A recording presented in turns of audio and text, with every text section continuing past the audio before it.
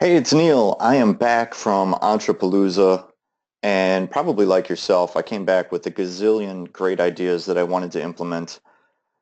But the problem is when I come back from these things, when I come back from these conferences and I have a gazillion great ideas, one of two things happen. Either I just melt down with information overload and I end up doing nothing and not implementing any of this great stuff, or I try to do, I'm just grasping at straws. I don't really have a plan for the right way to do things and which things I should be doing because we all know that we have limited time and resources and things, and there's just you can't do it all, right? So which one do you do? And I say I have this problem. I used to have this problem until a couple of years ago. I came up with this simple little and I forget who I stole this from or who shared this with me, but I came up with this simple little idea execution worksheet that I thought I would share with you guys that to help you figure out which project you should take on after you came back from ONTRApalooza with all these great ideas. So anyway, here's my simple little spreadsheet, and let's see if I can make this happen here with so I've got ideas. So here's my ideas. I'm going to write them all out here. And then I'm going to figure out, what my potential earning is from that idea for this year. And then I'm going to rank those in this column. And then I'm going to figure out what it might cost me in time and money and resources to pull that off. And then I'm going to rank those. And then I'm going to put it all together and come up with my top 3 ideas because I figure I've got here room for 10, but I don't think I can do 10. That's a lot to ask unless they're all really simple. So I'm going to come up with my top 3 ideas and see if I can implement those. So let's take a look at what that might look like. So here, oh, I've got to change my cursor. So here, there we go. I came up with 10 ideas that I may or may not have got from ONTRApalooza. So here are some things that I could do, and these are all fictitious. I just kind of made this stuff up. So I could add an upsell to my funnel. I could increase my average email value. I could, maybe I went and had a conversation with Brad, the postmaster there, and he told me about some things I could do to increase deliverability, which might increase my average email value. Maybe I went and saw somebody talk about USPs, and I figured that rewriting my USP or my headline on my website could really increase my revenue for the year. Affiliate programs, I could start a podcast, I could start a blog. Neil Patel convinced me maybe I should start a blog. Create a follow-up system. Ben Jones did an awesome talk on follow-up systems. Maybe I went to that and thought maybe I should add that into the mix. Or maybe I came up with a new opt-in, a new giveaway that I could have on my website. And then a cart abandonment series, maybe I could add that, or whitelisting instructions, again, to increase my deliverability. These are all different things I might want to add, but which one? What's the most important? What should I start with? Well, let's figure that out. So the first one, so what I've done is I've gone through each of these and I've put a dollar value to each of these, kind of thought, what are these all worth? So kind of said, if I add some sales, if I add this upsell to my funnel, I don't really know what that's worth, but maybe that gets me another $8,800 this year. I add a few of those sales each month, and that gets me, I think that's, yeah, if I added 5 of those each month, that would get me $8,820 for the year.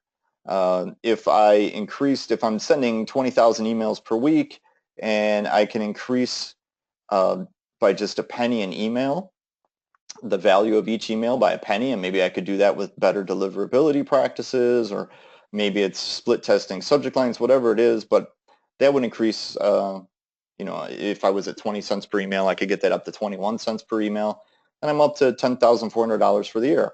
Maybe that's a good plan. Maybe I think a big one is to rewrite my USP. Maybe I think that could add $120,000 to the mix, and so on and so forth. So we got $45,000 for an affiliate program. And these are just what I think would add to my top line revenue for the year by doing these things. So all I'm going to do now is I'm just going to rank those pretty simply from 1 to 10, and 1 being the one that's going to get me the most bang, 120,000, down to 10, the one that's going to bring in the least revenue of 8,000. And these, again, these are all estimates. I've just kind of put a little bit of math to this and just said, what if? What if this could happen?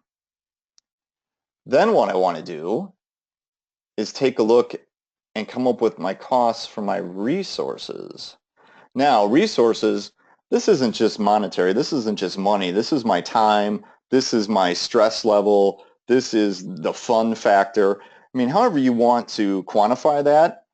And quite honestly, you don't even really need to quantify it. You could just rank these, which is what we're going to do next. But I kind of put some numbers to it and said, well, I think, in time, money, energy, it's going to cost me $1,500.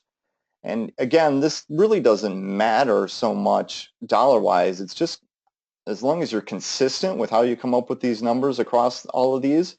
Really what I want to do is I just want to think about all the pieces that go into this puzzle.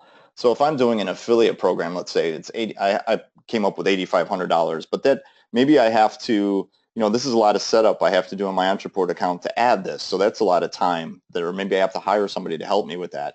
I probably have to come up with swipe files for affiliates and maybe graphic resources. And maybe I have those already, maybe I don't. So these are all things that add into the mix and say, I got to come up with all this stuff. Weekly podcast, that's like 5 hours a week of my life probably to pull that off. And maybe that's $5 I'd rather spend with the family. So maybe it's not so much the dollars per hour that I'm spending on that, but the lost opportunity time of what I'm going to have to give up to produce a podcast each week, and so on and so forth. So again, these aren't hard, fast numbers. These are just what I've kind of said, this is easy, and this one's going to be hard. So, and then what I'm going to do next is I'm going to rank those. So 1 being the easiest, the least resources I'm going to need, and 10 being the hardest. This is going to cost me the most. And then what I'm going to do is just I'm going to take my resource rank and my revenue rank, and I'm going to multiply those together. And we're going to rank times rank over here, and we're going to get a number. And this is kind of putting these together for me in the big picture now. So this is really taking these two parts of the equation and putting them together to come up with some sort of ranking factor. And so the best one is the one with the lowest value. And in this case, that would be this guy right here, only a 6. So that's got the one with the highest payoff, $120,000. And I'm saying that's only $5,000. Maybe I had to hire a copywriter.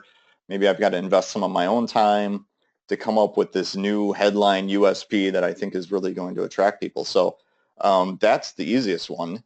And next is number 8. So let's take these and